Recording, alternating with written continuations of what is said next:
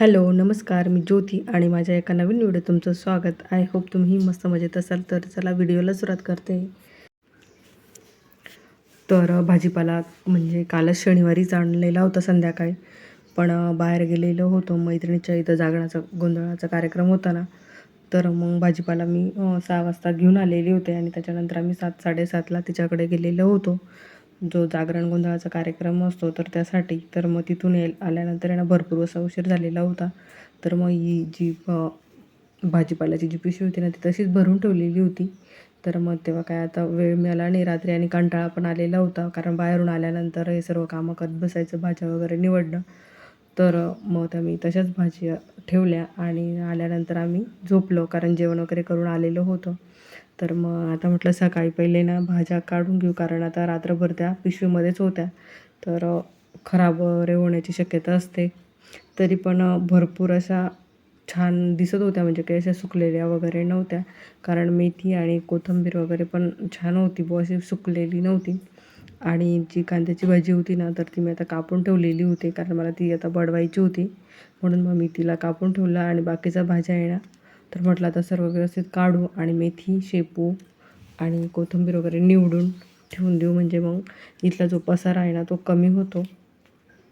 तर चला मी आता सर्व भाज्या आहे ना काढून घेते.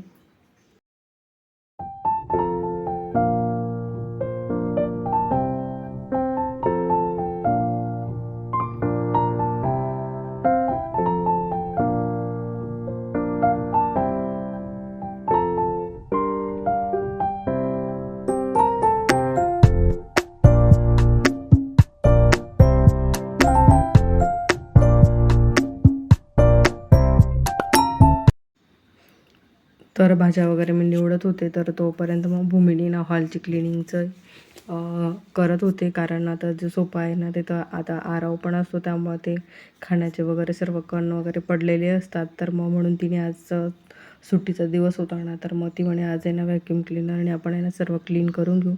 मग तिने जो सोफा आहे ना त्याच्यावरचे जे कुशन होते ते सगळे काढले आणि मग त्याला व्हॅक्यूम करून घेत होते. कारण या सर्व बारीक ज्या फटी असतात ना त्यात सर्व जे खाण्याचे जे बारीक शेव वगैरे असते ना आराव खातो तर ते सर्व पडलेलं असतं. म्हणून तिने सर्व कुशन वगैरे काढले आणि सर्वीकडे ना कोपऱ्याने पूर्ण असं व्हॅक्यूम करून घेते. कारण आरवचं खेळणं खाणं सगळं वरती चाललेलं असतं आणि लहान मुलांचं कसं असं सांगितलेलं ते कधी ऐकत नाही. तसं आरवचं पण असतं कारण तो तिथं जी ही खिडकी आहे ना तो त्या खिडकीमध्ये पण खायला घेऊन बसलेला असतो. त्याच्यामुळे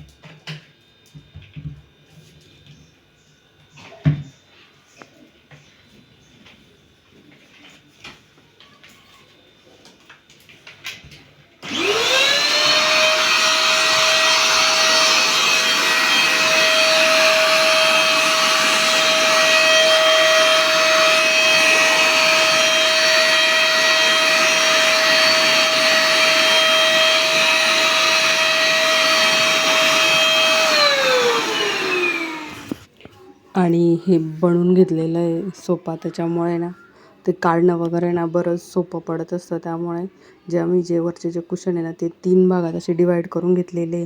कारण मोठा अखंड घेतला ना तो उचलायला आणि साफ वगैरे करायला त्रास होतो. तर याचे कसे जे कवर असतात ना ते काढून वॉशही करता येतात. त्यामुळं मग असं 3 असे भागांमध्ये केलं ना तर मग ते छोटेही उचलायलाही छोटं पडतं आणि आपण साईडला असे काढून पण ठेवू शकतो. तर त्यामुळे मग आम्ही असे 3 टप्प्यामध्ये ते बनवून घेतलेले होते. आणि त्यानंतर भूमीने ती व्हॅक्यूममध्ये जेवढी धूळ वगैरे साचलेली होती ना तर मला सांगत होती बघ किती धूळ तिथं पडलेली आणि खाण्याचे पदार्थ पण. तर अगदी बारीक बारीक जी धूळ असते ना जी आपल्याला असं वाटत पण नाही की ती त्याच्यावरती असेल ती धूळ बघा एवढी मोठी धूळ त्या सोफ्यांच्या नुसता कवर आणि खाली निघालेली होती.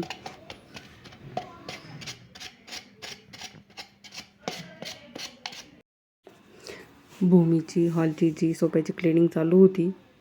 तर मग मी म्हटलं आता तिला म्हटलं मी स्वयंपाक म्हणजे चपात्या करून घेते कारण मिस्टरांच्या टिफिनच्या वगैरे मी करून घेतलेल्या राहतात आणि नंतर बाकीचे जेव्हा आम्हाला जेवण वगैरे करायचं असतं ना त्याच्या अगोदर करत असते.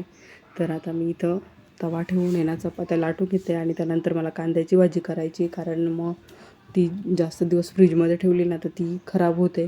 तर म्हणून मग आणल्यानंतर लगेच मग आज तिला मी कट केलं आणि आता तीही करून घेते आणि त्यापूर्वी चपात्या करते. आणि किचन पण आहे ना भरपूर असा खराब झालेला होता, सकाळचा टिफिन आणि रात्री पण साफ केलेला नव्हता. त्यामुळं मग आता चपात्या वगैरे करून घेतल्या आणि पूर्ण किचन आहे ना स्वच्छ धुवून घेतला मी.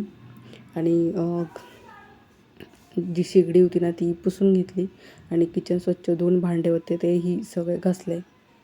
तर आता चला बाकीचंही मला आता मी भाजीची तयारी करते, कारण आता कांद्याची भाजी करायची होती ना, तर मग आता म्हटलं किचन वगैरे साफ झाल्यानंतरच ती करू. तर मग आता मी इथं कांद्याची भाजी बारीक अशी कापून आहे ना पाण्यात ठेवली होती थोड्या वेळ.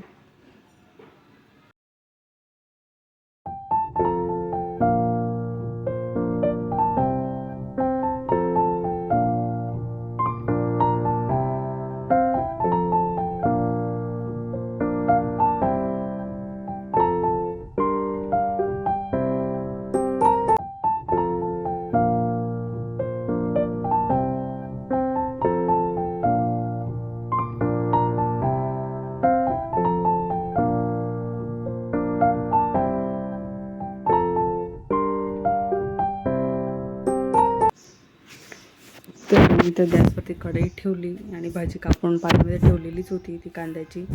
तर त्यानंतर मी त्यामध्ये 2-3 मिरच्या ना खलबत्त्यात कुटून घेते, कारण हिरव्या पालेभाज्या असेल ना तर त्याला हिरव्या मिरच्या छान लागतात. म्हणून मी तर 2 ते 3 मिरच्या घेतल्या, कारण लवंगी मिरच्या होत्या तर खूप तिखट राहतात त्यामुळं मग 3च मिरच्या मी घेतल्या.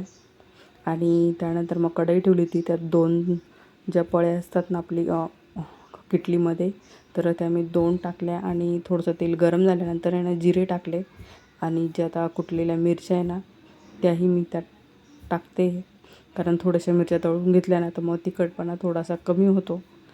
तर मग मी इथं मिरच्याही तेलात थोड्याशा तळून घेतल्या आणि थोडेसे जिरे टाकलेले होते. आणि त्यानंतर मी आता इथे जी कापलेली कांद्याची भाजी ना तीही टाकून घेते.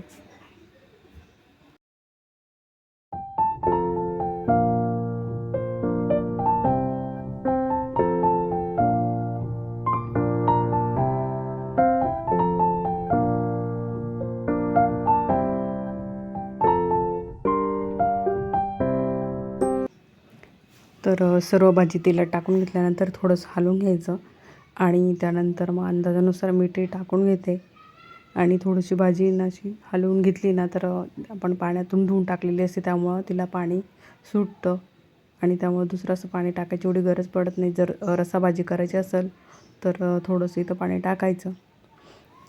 तर इथं आता भाकरीबरोबर किंवा चपातीबरोबर खाणार आहे म्हणून मी असं थोडंसं पाणी त्याच्यामध्ये टाकणार आहे, कारण मग पोळीला वगैरे लावून व्यवस्थित असं खाता येतं. आणि आरवला पण थोडंसं पोळी चुरून वगैरे खायला द्यायची असते ना, त्यामुळं मग तशा पद्धतीने ती मी करतच. आता झाकण ठेवलं तर 10-15 मिनटं थोडंसं वाफवून दिली आणि त्यानंतर शेंगदाण्याचा कूट टाकला.